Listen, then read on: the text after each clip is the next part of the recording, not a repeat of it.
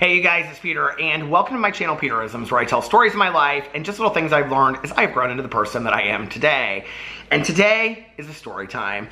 I'm going to tell a little story about something that happened earlier today. I mean, it's been going on for a while now, but today was, I don't know, it just was like such a profound moment for me, and I didn't even realize it at the time. I realized it after I left what was going on. So I went out to lunch today with two of my very dearest friends in the whole entire world. We've been friends for, I don't know, 10 or 15 years, and we went to this place in Indianapolis called Ruth's Cafe that I love, and got my little take-home mug. Look at this. It's like orange and green, like the pumpkin for Halloween.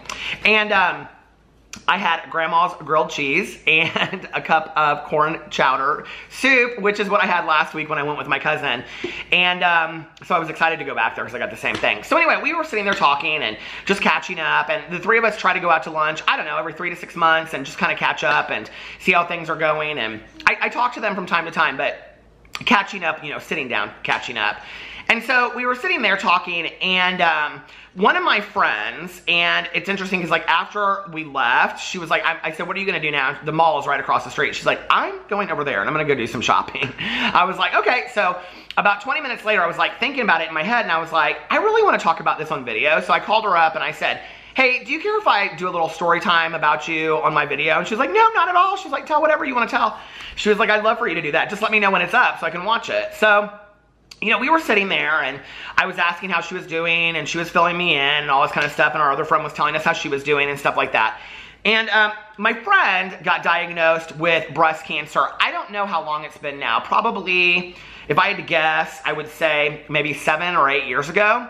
And you know, she has gone through everything that you can possibly imagine. She's had a double mastectomy, on and on and on. She's had so many different procedures. She's gone through chemo, many rounds of chemo, and she just keeps on trucking. And so we were sitting there talking, and I remember when she first got diagnosed with cancer, and you know, we would talk about it, and she would say it just really puts everything in your life in perspective. You know, you all of a sudden, it's like your whole life, it's just like, boom, you can see everything in perspective. And those things that were important, or you thought were important, no longer seem as important as they did before, right?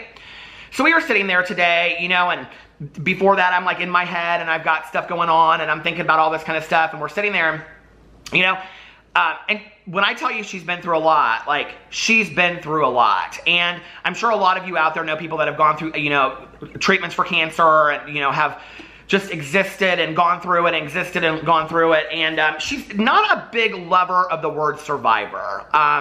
And so anyway, we were sitting there, and I said, well, you said you had a surgery tomorrow. What do you have? And she like showed me her tongue, and she was like, I have a procedure because I have like beginning like cancer lesions on my tongue. And so they have to go in there and they have to remove it.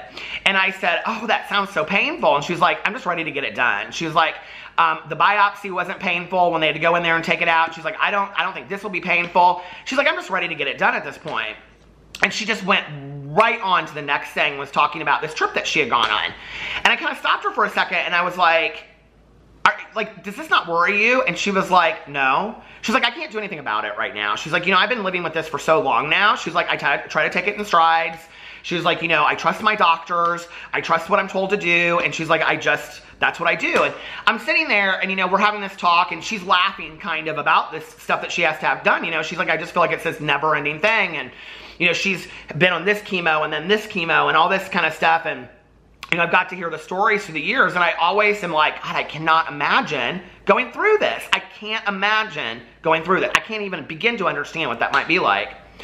So we left, and we were hugging, and she was talking about a new car that she's driving, and she's just so cool. And she's like, yeah, I'm excited. I'm gonna go get this car, blah, blah, blah, whatever. I've always wanted it. And she was all excited about that. And so I left, and like, I started thinking about the stuff like I had been worried about before I, you know, went to lunch. And all of a sudden, I just like, none of it mattered anymore. You know, like, it just, in perspective, at least for today, and I hope that I remember this, in perspective, it was like, your life could be so much worse. It could be so different than what it is, you know? And here's one of your closest friends in the entire world, and, you know, she's just getting through this. And now things that used to make her cry, she just is like, okay, this is what I gotta do. This is the procedure. And, you know, she's just like, gotten used to the road that she's on.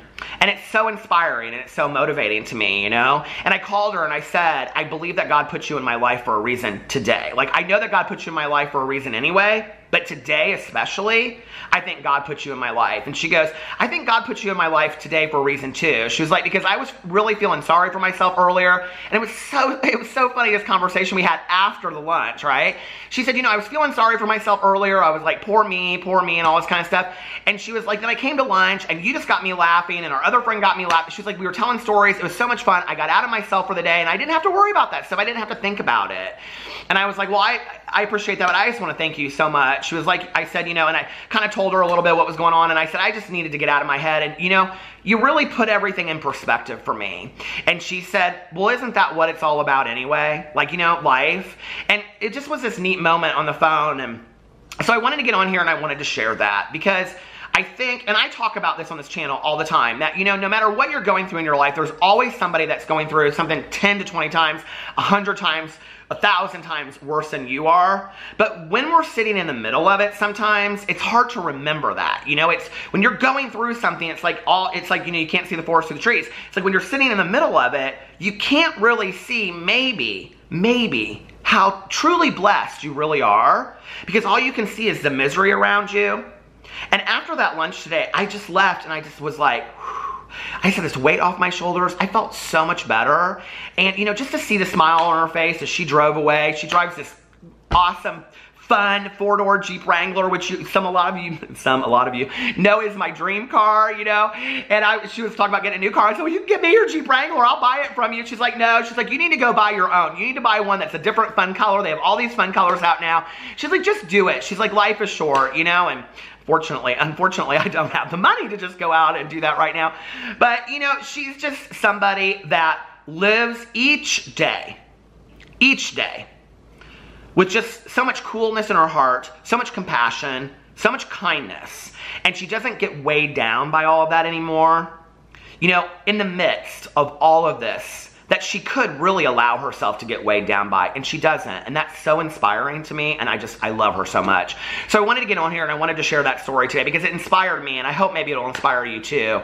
To remember, I think for all of us, especially for me, I need to remember this, that no matter what I'm going through in my life, there is always somebody that is going through something so much worse than what I'm going through. And I have to remember that, because that's the start of gratitude. I love you guys, and hey, go out to lunch with a friend. Like, it really, I don't know, like, call somebody up just randomly that you haven't thought of for a while. Call them up, go out to lunch with them, and just be like, okay, we're supposed to have this conversation and see what comes out of it. You know, I did not, going into this conversation today, or this lunch, I didn't think that I would leave there inspired and motivated. I mean, she often does that for me, but I wouldn't say every time we meet, I leave and I feel highly motivated. I love you, because I know she's watching this video, but I mean, mostly we just sit around and laugh and tell stories. But today I felt really, really motivated. I love you guys, and I'll see you tomorrow. Bye.